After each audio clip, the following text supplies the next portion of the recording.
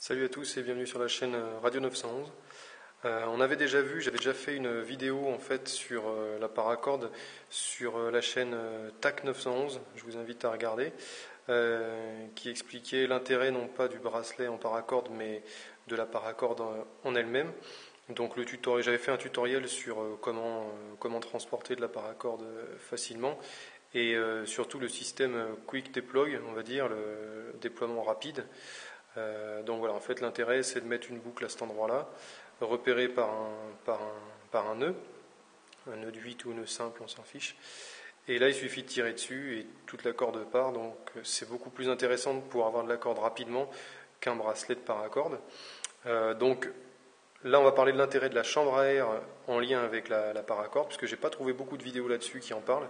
Alors bon, déjà la chambre à air peut permettre de sécuriser encore plus votre paracorde de façon à ce que ça ne sorte pas, sachant que là on peut laisser très bien la chambre à air et dérouler rapidement la paracorde en tirant dessus. Ça change rien, ça change absolument rien. C'est juste pour la fin de la corde que ce sera peut-être un petit peu moins pratique, mais voilà, ça change pas grand chose. On peut le faire sur des plus gros, ça change pas de problème, ça permet de sécuriser le dernier brin. Bon voilà, une petite utilité. Donc là je vais parler de comment organiser ces paracordes avec de la chambre à air. Donc ça peut être du paracorde Quick Deploy comme j'avais déjà montré auparavant. Donc voilà celui-là. Bon là j'ai mis un étui pour la fermeture. Ça peut être n'importe lequel, hein, on est d'accord. Bon, même si ceux-là, je trouve qu'ils se déploient pas si facilement. Bref, donc on peut mettre de la chambre à air sur n'importe quel bracelet de paracorde, quel qu'il soit. Même si, je le rappelle, donc pour avoir de la paracorde rapidement, pour moi, c'est ce système-là qu'il faut utiliser. Et rien ne vous empêche de le mettre sur un sac à dos avec un mousqueton en passant par là ou par là. Surtout pas dans la ganse libre. Mais voilà. Donc c'est quand même assez pratique.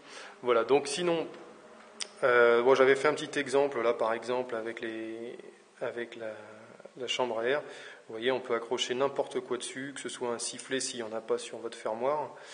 Des trombones, ça peut permettre d'avoir un petit kit de forçage de serrure à portée de main, donc on glisse dedans. Il y en a qui mettent aussi des lames, des petites lames de rasoir protégées dans de la paille, une paille à boire, hein, je parle. Voilà, il y a vraiment plein d'intérêts.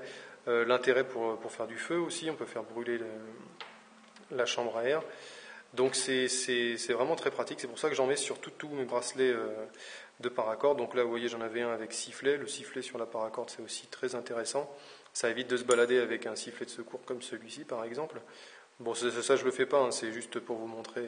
Voilà. Donc voilà, différents fermoirs. On a des fermoirs un peu plus voyants.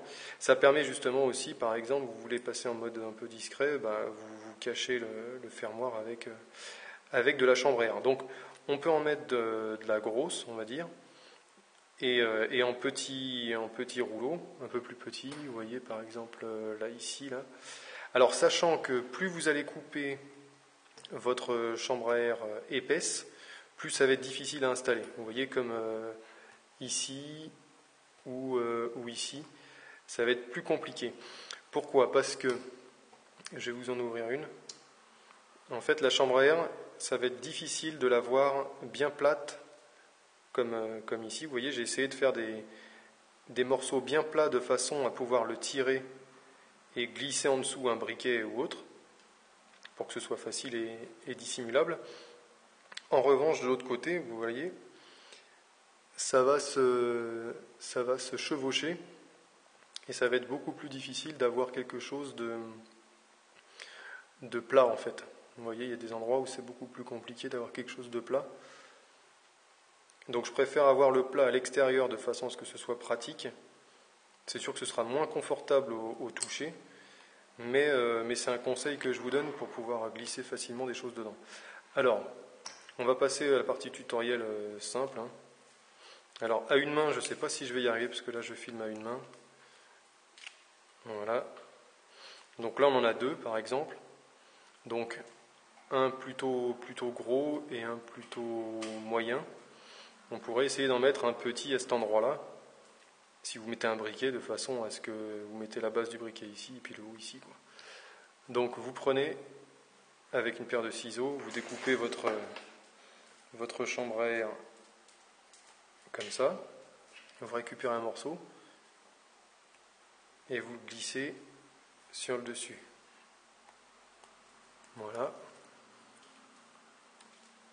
Ensuite, l'intérêt, alors on s'en fiche du côté, il y a un côté qui est un peu plus blanc, mais ça c'est à cause de la, comment dire, c'est une sorte de talc qui mettent pour que ça puisse glisser, on s'en fiche.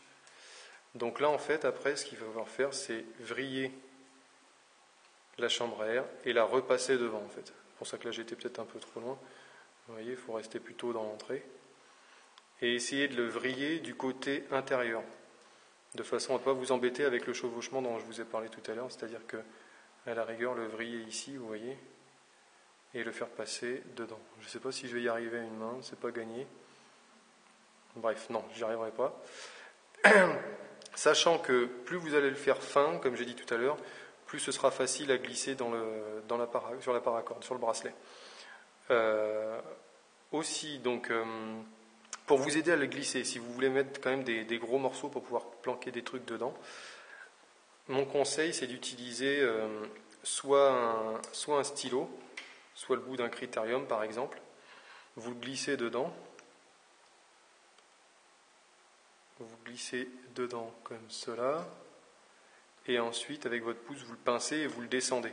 Parce qu'au bout d'un moment, vous n'allez plus avoir d'ongles, ça fait assez mal quand même pour glisser. Ou sinon, moi, ce que j'utilisais, c'était un bout de ciseau comme ça. Je le glissais dedans et ça marchait très bien. Donc voilà, je vous conseille vivement d'opter pour ça. Bon, c'est sûr que c'est moins esthétique hein, sur un bracelet. C'est sûr que ça, on ne cherche pas le côté esthétique, hein, on s'en fout. C'est vraiment histoire de pouvoir caler des choses dedans et avoir du matériel, un bon combustible en fait. Si jamais vous vous retrouvez en déche de feu, voilà.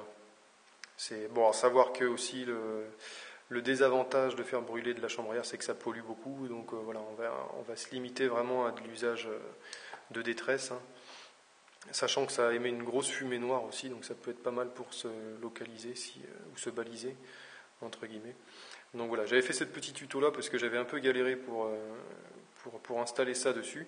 Mais après, ça se fait très bien quand on prend l'habitude. C'est vraiment un matériau qui est génial et qui est vraiment très intéressant pour de la survie. Voilà, je vous remercie de suivre la chaîne et je vous dis à bientôt.